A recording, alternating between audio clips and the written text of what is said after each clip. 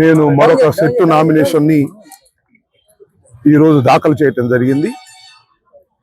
నా నామినేషన్ సందర్భంగా నా నియోజకవర్గంలో పలు ప్రాంతాల నుంచి, పలు గ్రామాల నుంచి, 4 మండలాల నుంచి, టౌన్ నుంచి నన్ను ఆశీర్వదించడానికి వచ్చినటువంటి ప్రజలకు నా హృదయపూర్వకమైనటువంటి ధన్యవాదాలు ఈ సందర్భంగా తెలియపరుస్తూ ఉన్నాను.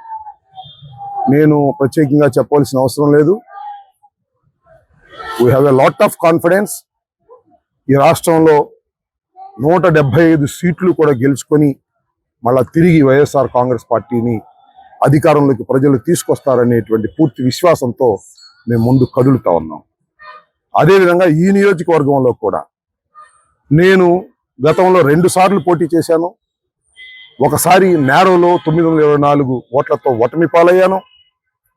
మళ్ళా రెండవసారి ఇదే నియోజకవర్గంలో ప్రజలు 20,800 పైచిలుకు ఓట్లతో నన్ను గెలిపించారు.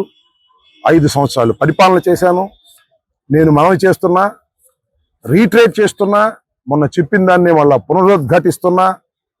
నాకు పోయినసారి వచ్చినటువంటి 20,800 పైచిలుకు ఓట్ల కన్నా ఒక్క ఓటు తగ్గినా నేను నైతికంగా ఓటమి చెందిన వాడిగా నేను భావిస్తాను. ఎందుకంటే 5 సంవత్సరాల పరిపాలన నేను చిత్తశుద్ధిగా చేశాను. ధర్మంగా పరిపాలన చేయాలనే ఉద్దేశంతో చేశాను.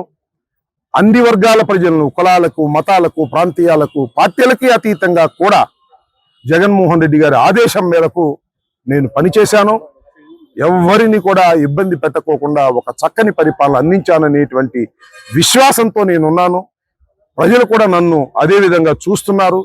కాబట్టి మళ్ళా తిరిగి ఈ నియోజకవర్గానికి అంబటి రాంబాబు అయితేనే బాగుంటుందని ప్రజలు భావిస్తున్నారని నేను విశ్వసిస్తున్నాను. నా 5 సంవత్సరాల పరిపాలన కూడా ఈరోజు రెఫరెండంగా నేను భావిస్తున్నాను. అందువల్లనే నేను ఇందాక చెప్పినట్టుగా చెప్పాను. ఖచ్చితంగా ఈ నియోజకవర్గంలో మంచి మెజార్టీతో 20,800 పైచిలుకు మెజార్టీతో నేను గెలుస్తాననేటువంటి నమ్మకం, విశ్వాసం నా ప్రజల దగ్గరికి వెళ్ళినప్పుడు, గ్రామాల్లోకి వెళ్ళినప్పుడు నాకు కలుగుతా ఉన్నది.